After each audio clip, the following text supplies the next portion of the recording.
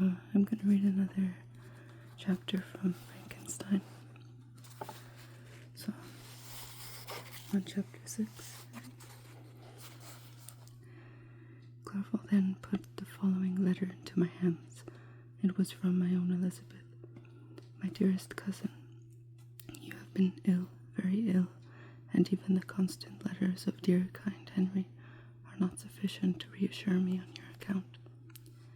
You are forbidden to write, to hold a pen, yet one word from you, dear Victor, is necessary to calm my apprehensions. For a long time I have thought that each post would bring this line, and my persuasions have restrained my uncle from undertaking a journey to Ingolstadt.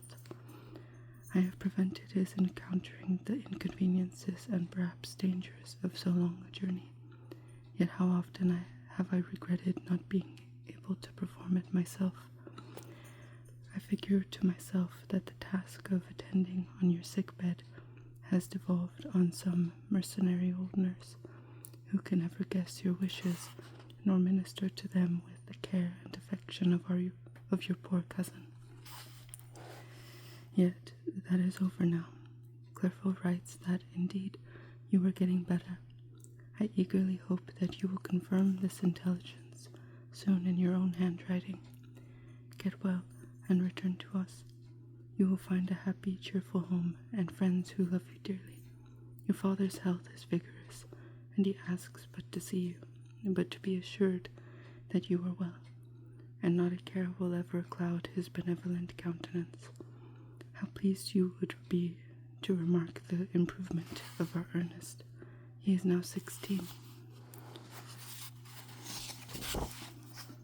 and full of activity and spirit. He is desirous to be a true Swiss and to enter into foreign service, but we cannot part with him, at least until his elder brother returns to us. My uncle is not pleased with the idea of a military career in a distant country, but Ernest never had your powers of application. He looks upon study as an odious fetter. His time is spent in the open air, climbing the hills or rowing on the lake. I fear that he will become an idler unless we yield to the point and permit him to enter on the profession which he has selected. Little alteration, except the growth of our dear children, has taken place since you left us. The blue lake and snow-clad mountains, they never change, and I think our placid home and our contented hearts are regulated by the same immutable laws. My trifling occupations take up my time and amuse me, and I am rewarded for any exertions by seeing none but happy, kind faces around me. Since you left us, but one change has taken place in our little household. Do you remember on what occasions Justine Moritz entered our family? Probably you do not. I will relate her story, therefore, in a few words. Madame Moritz, her mother, was a widow with 4 children, of whom Justine was the third. This girl had always been the favorite of her father, but through a strange perversity, her mother could not endure her, and after the death of M. Moritz, treated her very ill. My aunt observed this, and when Justine was 12 years of age, prevailed on her mother to allow her to live at our house. The republican institutions of our country have produced simpler and happier manners than those which prevail in the great monarchies that surround it. Hence there is less distinction between the several classes of its inhabitants and the lower orders, being neither so poor nor so despised. Their manners are more refined and moral. A servant in Geneva does not mean the same thing as a servant in France and England. Justine, thus received in our family, learned the duties of a servant, a condition which, in our fortunate country, does not include the idea of ignorance and a sacrifice of dignity of a human being. Justine, you may remember, was a great favorite of yours. I recollect you once remarked that if you were in an ill humor, one glance from Justine could dissipate it. For the same reason that Ariosto gifts concerning the beauty of Angelica. She looked so frank-hearted and happy. My aunt conceived a great attachment for her, by which she was induced to give her an education superior to that which she had at first intended. This benefit was fully repaid. Justine was the most grateful little creature in the world. I do not mean that she made any professions. I never heard one pass her lips, but you could see by her eyes that she almost adored her protectress. Although disposition was grey, and in many respects inconsiderate, yet she paid the greatest attention to every gesture of my aunt. She thought her the model of all excellence, and endeavoured to imitate her phraseology and manners, so that even now she often reminds me of her.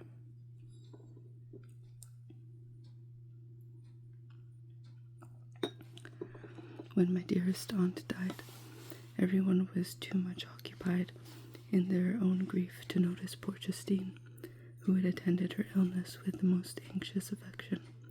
Poor Justine was very ill, but other trials were reserved for her. One by one her brothers and sister died, and her mother, with the exception of her neglected daughter, was left childless. The conscience of the woman was troubled. She began to think that the deaths of her favourites were a judgment from heaven to chastise her partiality.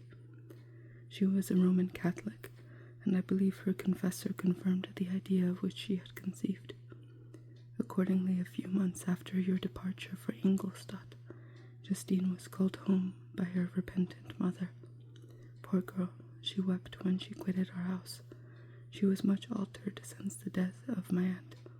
Grief had given softness and a winning mildness to her manners, which had before been remarkable for vivacity. Nor was her residence at her mother's house of a nature to restore her gaiety. The poor woman was very vacillating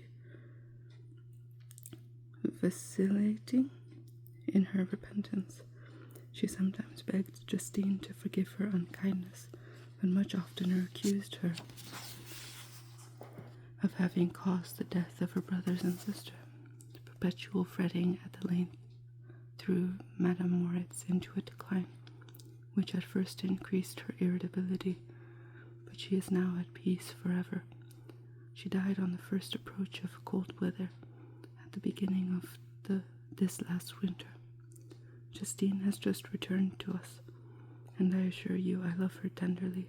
She is very clever and gentle, and extremely pretty. As I mentioned before, her mien and her expressions continually remind me of my dear aunt. I must also say a few words to you, my dear cousin of little darling William. I wish you could see him. He is very tall of his age, with sweet laughing blue eyes, dark eyelashes, and curling hair. When he smiles, 2 little dimples appear on each cheek, which are rosy with health. He has already had 1 or 2 little wives, but Louisa Byron is his favorite, a pretty little girl of 5 years of age. Now, dear Victor, I dare say you wish to be indulged in a little gossip concerning the good people of Geneva. The pretty Miss Mansfield has already received congratulatory visits on her approaching marriage with the young Englishman, John Melbourne, Esquire. Her ugly sister, Manon, married M. Dufillard, the rich banker, last autumn. Your favorite schoolfellow, Louis Manoir, has suffered misfortunes since the departure of Clerval from Geneva, but he has already recovered his spirits and is reported to be on the point of marrying a very lively, pretty French woman, Madame Tavernier. She is a widow, and much older than Manoir, but she is very much admired and a favorite with everybody. I get some tea.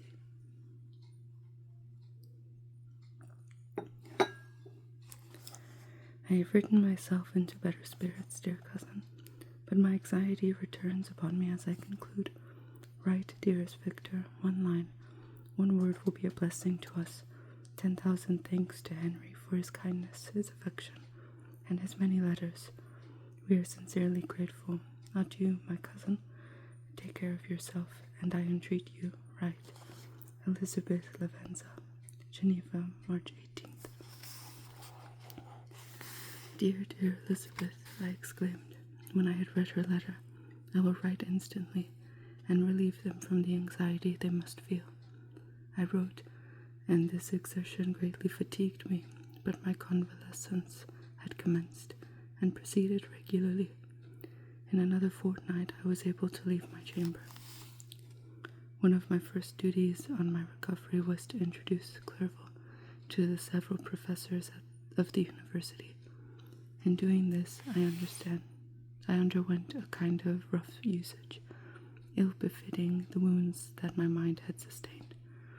Ever since the fatal night, the end of my labors and the beginning of my misfortunes, I had conceived a violent antipathy even to the name of natural philosophy. When I was otherwise quite restored to health, the sight of a chemical instrument would renew all the agony of my nervous symptoms. Henry saw this and had removed all my apparatus from my view. He had also changed my apartment, for he perceived that I had acquired a dislike for the room which had previously been my laboratory. But these cares of Clerval were made of no avail when I visited Professor M. Waldman, inflicted torture when he praised, with kindness and warmth, the astonishing progress I had made in the sciences. He soon perceived that I disliked the subject, but not guessing the real cause, he attributed my feelings to modesty, and changed the subject from my improvement to the science itself, with a desire, as I evidently saw, of drawing me out. What could I do? He meant to please, and he tormented me. I felt as if he had placed carefully one by one in my view those instruments which were to be afterwards used in putting me to a slow and cruel death. I writhed under his words, yet dared not exhibit the pain I felt. Clerval, whose eyes and feelings were always quick in discerning the sensations of others, declined the subject, alleging in excuse his total ignorance, and the conversation took a more general turn. I thanked my friend from my heart, but I did not speak. I saw plainly that he was surprised, but he never attempted to draw my secret from me, and although I loved him with a mixture of affection and reverence that knew no bounds, yet I could never persuade myself to confide in him that event which was so often present to my recollection, but which I feared the detail to another would only impress more deeply. Kremp was not equally docile, and in my condition at that time of almost insupportable sensitiveness, his harsh, blunt encomiums gave me even more pain than the benevolent approbation of M. Waldman. "Damn the fellow," cried he. "Why, M. Clerval, I assure you he has outstripped the saw. I stare if you please, but it is nevertheless true. A youngster who, but a few years ago, believed in Cornelius Agrippa as firmly as in the gospel, has now set himself at the head of the university, and if he is not soon pulled down, we shall all be out of countenance. I, continued he, observing my face expressive of suffering, M. Frankenstein is modest, an excellent quality in a young man. Young men should be diffident of themselves. You know, M. Clerval, I was myself when young, but that wears out in a very short time." M. Kremp had now commenced a eulogy on himself, which happily turned the conversation from a subject that was so annoying to me. Clerval had never sympathized in my taste for natural science, and his literary pursuits differed wholly from those which had occupied me. He came to the university with the design of making himself complete master of the Oriental languages. as thus he should open a field for the plan of life he had marked out for himself. Resolved to pursue no inglorious career, he turned his eyes toward the east, as affording scope for his spirit of enterprise. The Persian, Arabic, and Sanskrit languages engaged his attention, and I was easily induced to enter on the same studies. Idleness had ever been irksome to me, and now that I wished to fly from reflection and hated my former studies, I felt great relief in being the fellow pupil with my friend, and found not only instruction, but consolation in the works of the Orientalists. I did not, like him, attempt a critical knowledge of their dialects, for I did not contemplate making any other use of them than temporary amusement. I read merely to understand their meaning, and they well repaid my labors. Their melancholy is soothing, and their joy elevating, to a degree I never experienced in studying the authors of any other country. When you read their writings, life appears to consist in a warm sun and a garden of roses, in the smiles and frowns of a fair enemy, and the fire that consumes your own heart. How different from the manly and heroical poetry of Greece and Rome.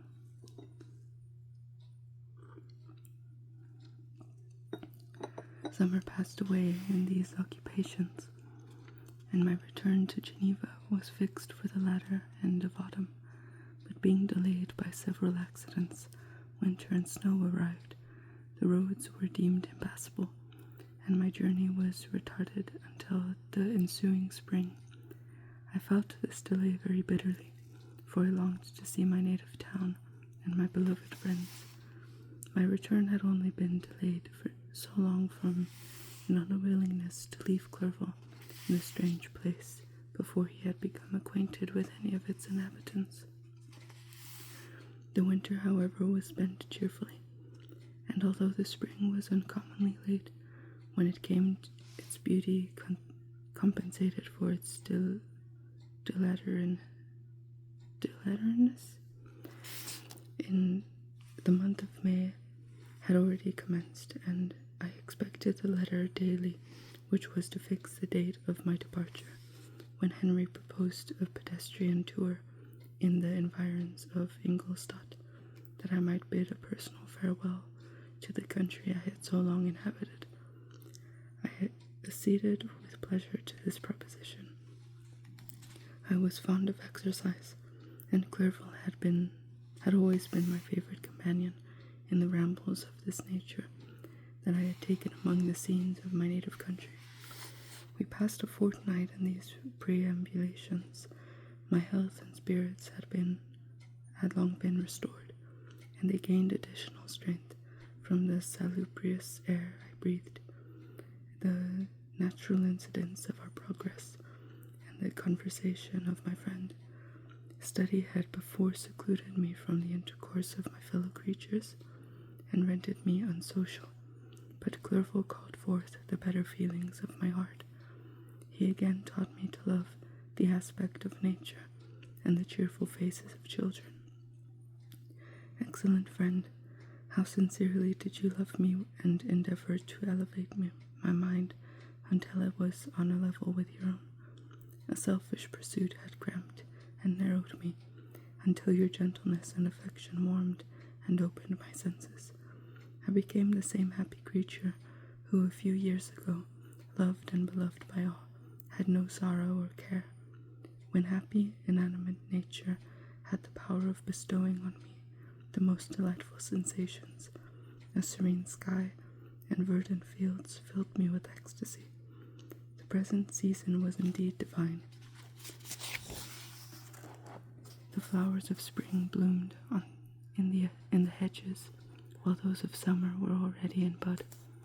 I was undisturbed by thoughts which during the preceding year had pressed on me, notwithstanding my endeavors to throw them off with an invincible burden. Henry rejoiced in my gaiety, and sincerely sympathized in my feelings. He exerted himself to amuse me, while he expressed the sensations that filled his soul. The resources of his mind on this occasion were truly astonishing. His conversation was full of imagination, and very often in imitation of the Persian and Arabic writers. He invented tales of wonderful fancy and passion. At other times he repeated my favorite poems, or drew me out into arguments, which he supported with great ingenuity. We returned to our college on a Sunday afternoon. The peasants were dancing, and everyone we met appeared gay and happy. My own spirits were high, and I bounded along with feelings of unbridled joy and hilarity. I'll continue reading in another video. So, thanks for watching. Hope it helped you fall asleep. Thanks for watching my videos and subscribing and all that. So yeah, that was Frankenstein.